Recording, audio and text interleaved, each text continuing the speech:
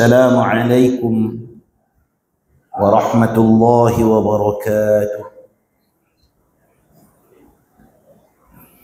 Alhamdulillahilladzi hadana lihadza wa ma kunna linahtadiya laula an hadana Allah.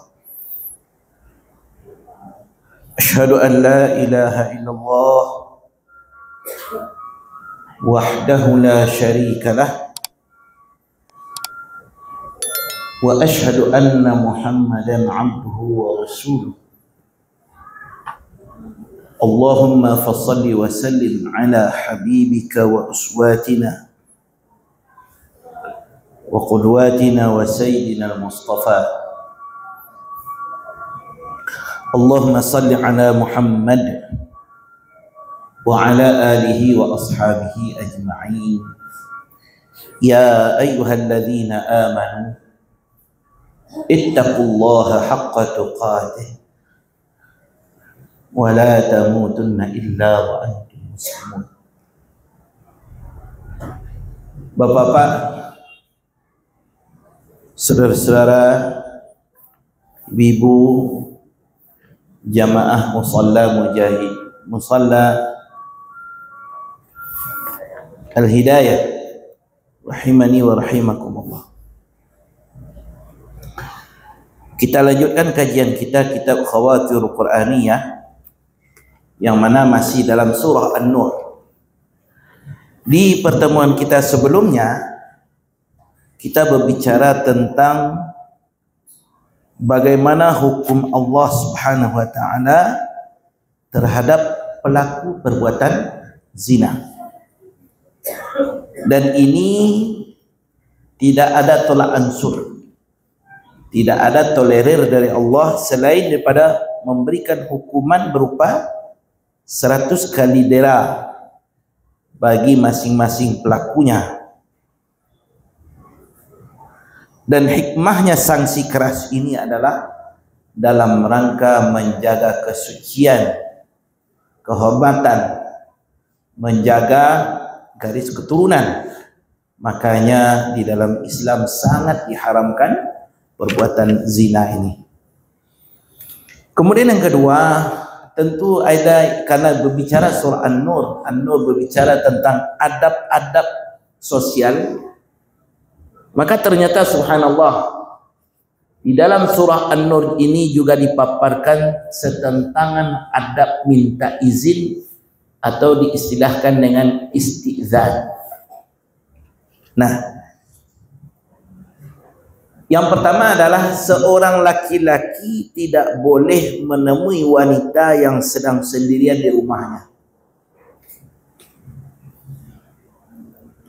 Artinya kalau kita datang ke rumah seseorang, ya, kita ingin berjumpa dengan kawan kita, ternyata yang menunggu di rumah itu justru tidak ada selain daripada istrinya, maka tidak boleh, ya, dia menemui, ya,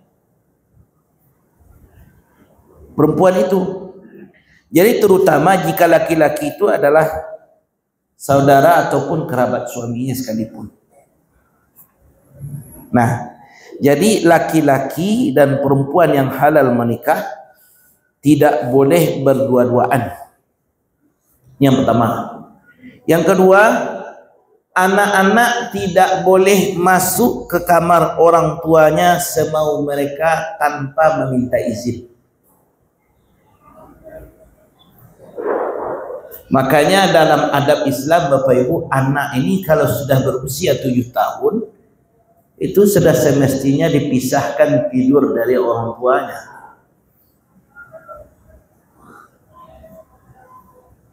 Dan ini adalah kisah yang benar-benar kami dapatkan di dunia pendidikan, ketika anak yang masih tidur dengan orang tuanya dengan usia di atas 7 tahun. Jadi anak ini bercerita dengan kawannya di sekolah apa yang dilakukan oleh ayah dan ibunya ketika di malam hari dan dia pura-pura tidur. diceritakan sedetil-detilnya kepada kawannya. Ya, saya tidak ceritakan sekolahnya di mana, tapi sekolahnya lebih tinggi. Akhirnya sang guru mendengarkan cerita atau perbincangan antara dua murid SD ini, dan akhirnya dipanggillah orang tuanya. Lalu disampaikan anak ibu bercerita ini. Ceritanya detail. Ya. Maka kami sarankan agar anak ini tidak lagi tidur dengan orang tua. Nah, jadi Bapak Ibu yang dirahmati oleh Allah Subhanahu wa taala, demikian juga pembantu-pembantu. Mereka tidak boleh masuk ke kamar majikannya tanpa seizin daripada majikannya. Dan inilah firman Allah Subhanahu wa taala di dalam surah An-Nur ayat 27 dan 28 setentangan perbahasan kita pada siang ini. A'udzu billahi minasyaitonir rajim. Ya ayyuhalladzina amanu.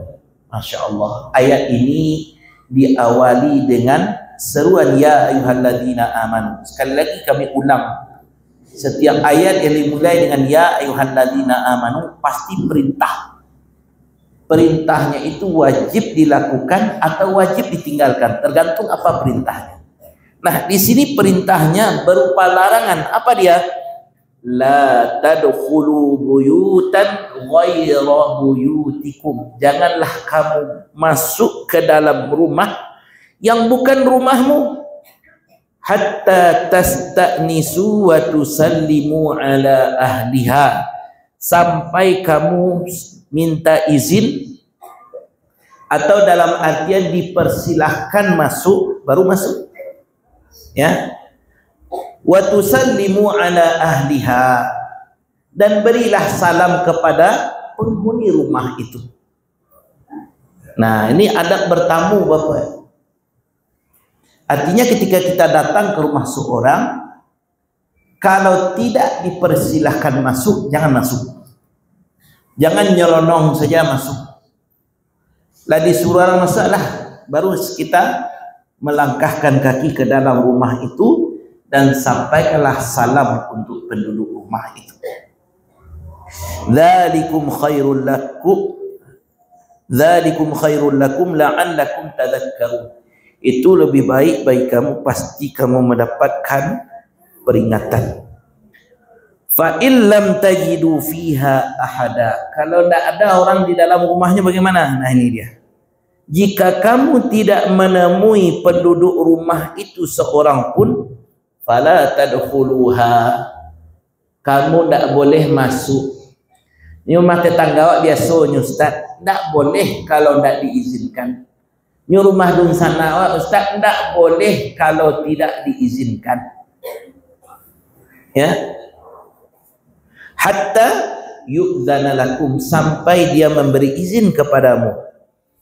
Wa in qila lakum irji'u farji'u. Kalau disuruh pulang, pulanglah. Ya, wa azka lakum, itu lebih baik bagi kamu. Wallahu bima ta'maluna alim, dan Allah Maha tahu apa yang kamu kerjakan. Nah, setelah itu di ayat 58 masih lagi berbicara tentang izin. Ya ayyuhalladzina amanu, masih seruan perintah. Ya. Liyasta'dzinakumul ladzina malakat aymanukum. Hendaklah budak-budak lelaki dan perempuan yang kamu miliki itu, ya.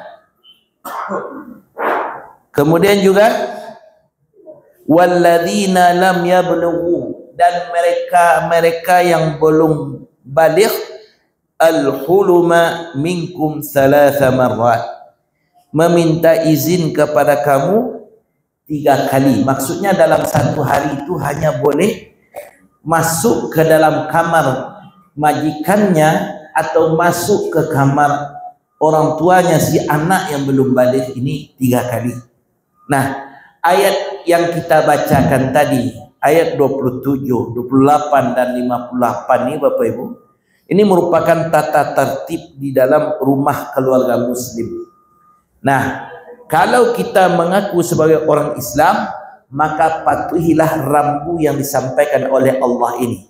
Apa yang kita tangkap tadi? Yang pertama, laki-laki jangan temui wanita ya yang sedang sendirian di rumah. Dan yang kedua, ya, anak-anak jangan masuk ke kamar orang tuanya sebelum mendapatkan izin dari orang tuanya. Yang ketiga, pisahkanlah tidur anak-anak yang sudah sampai usianya di usia 7 tahun. Kemudian pembantu ketika masuk ke kamar atasan atau majikannya hendaklah mendapatkan izin dari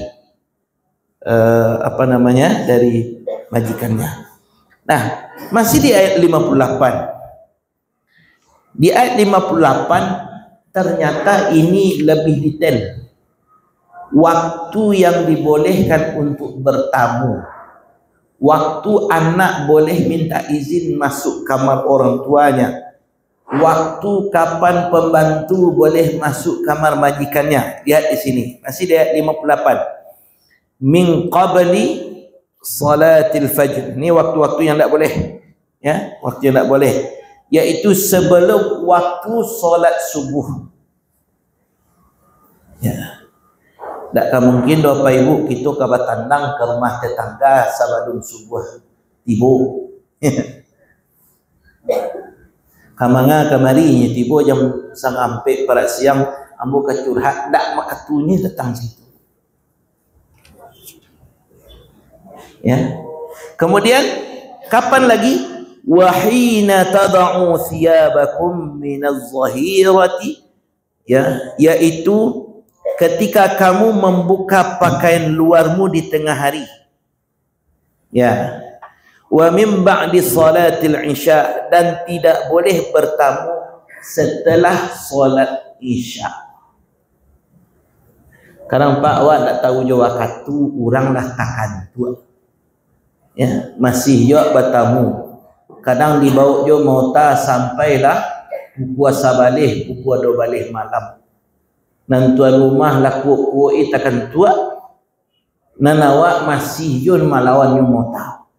Nah, ini bukanlah adab seorang mukmin, ya. Nah, jadi thalathu auratil lakum, 3 waktu ini adalah waktu aurat bagimu. Artinya waktu yang tidak boleh orang bertamu kepada rumah kita. Artinya di tengah hari, sebelum subuh, di tengah hari ketika kita melepas pakaian, dan yang keempat di setelah salat isya. Nah, kemudian laisa alaikum wala alaihim junahun ba'dahun. Tidaklah ada dosa ketika orang bertamu di waktu selain itu. Tawafuna alaikum ba'dukum ala ba'din, ya, mereka melayani kamu, sebagian kamu ada keperluan dengan sebahagian yang lain. Kadzalika yubayyinullahu al-ayat, demikianlah Allah terangkan ayat-ayatnya. Wallahu alimun hakim, Allah Maha tahu lagi Maha bijaksana. Jadi pada waktu-waktu tersebut Bapak Ibu, biasanya orang-orang muslim meninggalkan sebagian pakaian luarnya untuk beristirahat. Sebelum subuh orang, ya, tidak ada orang tidur menutup aurat dengan sempurna, ya.